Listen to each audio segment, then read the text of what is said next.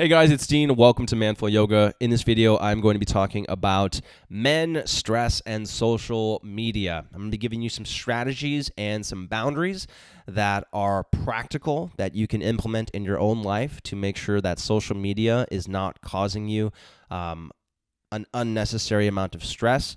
I'm also going to briefly talk about why I deleted social media apps from my phone, what happened, and how I've started using social media again, but with boundaries to make sure it doesn't cause me, again, that unnecessary amount of stress. So I think this is going to be something really helpful to you. I urge you to watch the whole thing.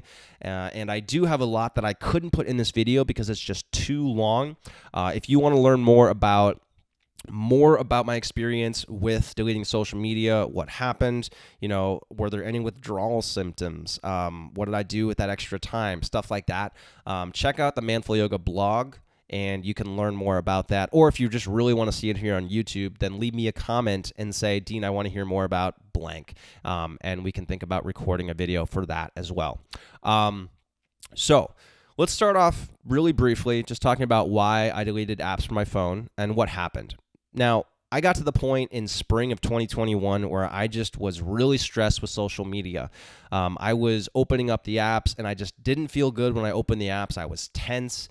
I wasn't focusing on positive interactions. I was focusing on negative interactions, and it was causing me stress in a lot of other areas of my life. So I decided, is this really worth it? Let me just test and see if quitting social media is going to cause all of the negative things that I think it might happen. Is that really going to come to pass? So I deleted the apps from my phone temporarily. The idea was to delete it for 2 weeks or a month, I think. And I still have not installed the apps back onto my phone, mainly because all of those bad things that I thought would happen didn't happen. And I'm willing to bet that the same is true for you, that if you delete your social media, your life is not going to end. If you're like me and you kind of have, you use social media as a way to market your business, this is a huge part of what I do, by the way. But it didn't have the hugely negative impact that I thought it might. So my fears were unfounded, is my point. So I would recommend that you try it out, and I'll give you some advice on how to do that in a little bit. But bottom line here is you can delete social media. It's not going to end your life. So I have not uninstalled, as I said, I have not reinstalled the apps onto my phone as of now. What I have done, however, is I've put the apps onto an older phone that I have that I keep in my office. So I only use social media on that older phone. I don't use it on my phone that I currently have. And that way, it just creates some boundaries. So I'm only using it on that phone. I'm only using it in the office. I don't use it anywhere else. And that makes it so that I'm not giving it up entirely. I know that I'm going to get on it at some point, but I don't use it when I'm relaxing on the couch or I'm in bed or something like that. So that's how I've reintroduced social media into what I do. I'm also much more conscious of how I use it. If I start to notice that I am going into a pattern that leads to a negative outcome, then I remove myself from the situation, because I've been in it so many times that I can recognize it when it's beginning and get out of it before it begins. So now that you have this little backstory, and by the way, if you do want to hear more on that, I've written more of this on the blog on my website, and I can also record more if you want me to. Just leave me a comment. So now that you've heard that, I'm going to talk about some practical social media boundaries that you can use in your own life. Before I get into the boundaries, I want to invite you to take off social media for 2 weeks. Do it with the intention that you're going to get back on.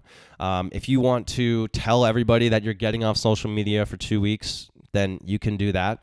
But the idea here is just to get off for 2 weeks, and not for 1 week. I would say 2 weeks should be a good minimum. And then just assess how you feel at the end of it. I want you to ask yourself some questions. Be curious.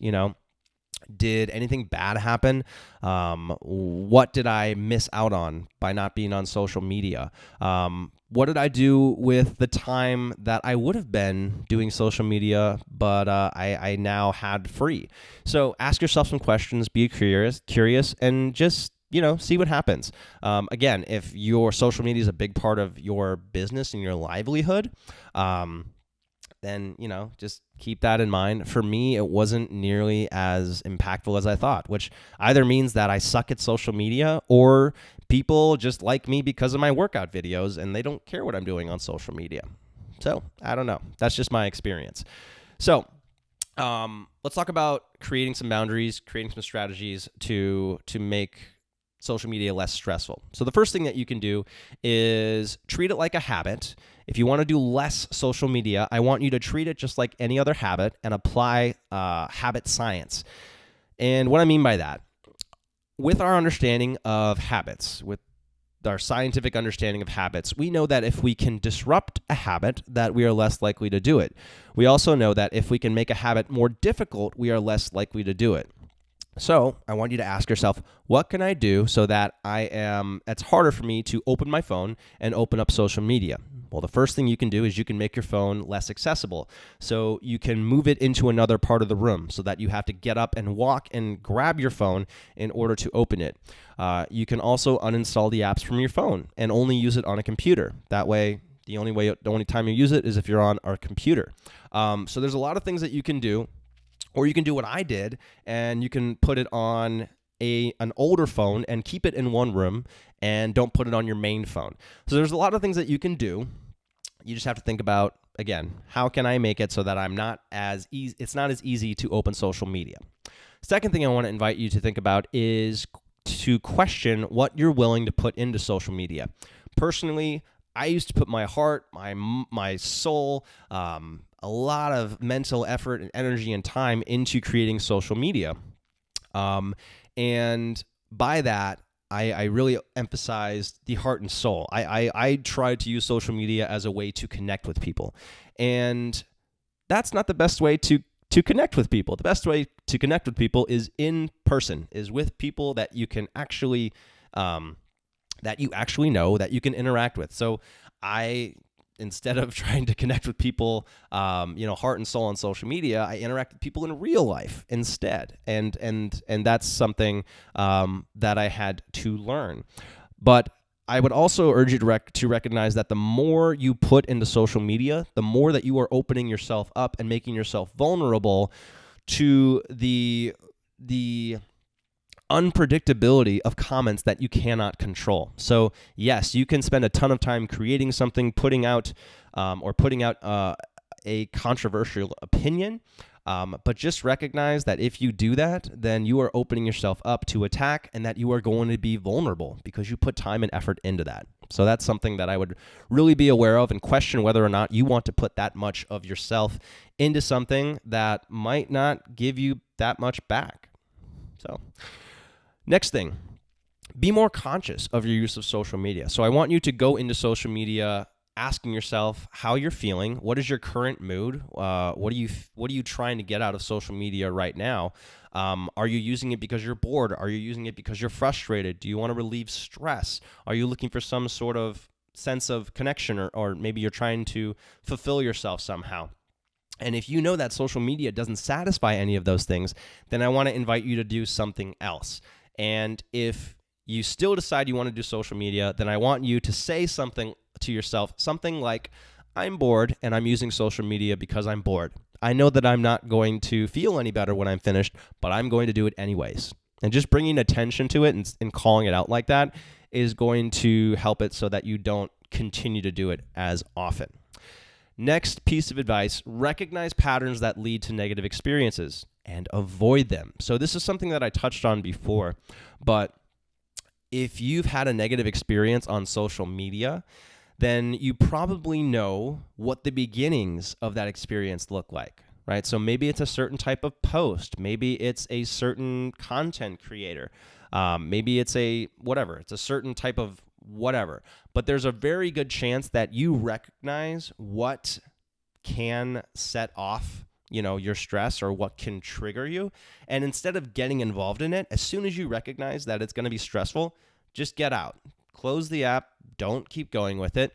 Go do something else. Maybe take a walk. Maybe do some breathing. But you don't have to follow that pattern to where you know it ends, which is you being stressed and upset. So recognize patterns that lead to negative experiences and avoid them. And that's something that was super helpful for me that I've started doing. That I have started to do more of, and I don't scroll on social media at all much anymore. But if I do start to notice any inkling of stress, then I just get off. So, and then the last piece of advice that I have here for you is to designate social media free times and locations.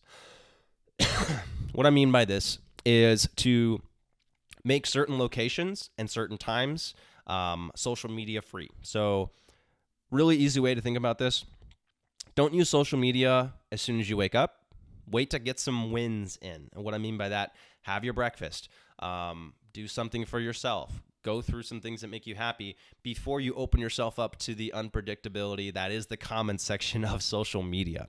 So that's something that I would highly recommend. And then I would also make sure that you're not using social media in the hours leading up to bed. You don't want to go to bed stressed. And if social media causes stress, it does, by the way, then don't use it leading up to bed. And definitely do not use it in bed. If you do have to have your phone in your room, then I would put it at the opposite end of the room where it is inaccessible. I understand that a lot of people have to have their phone in their room. Maybe they, for work or whatever.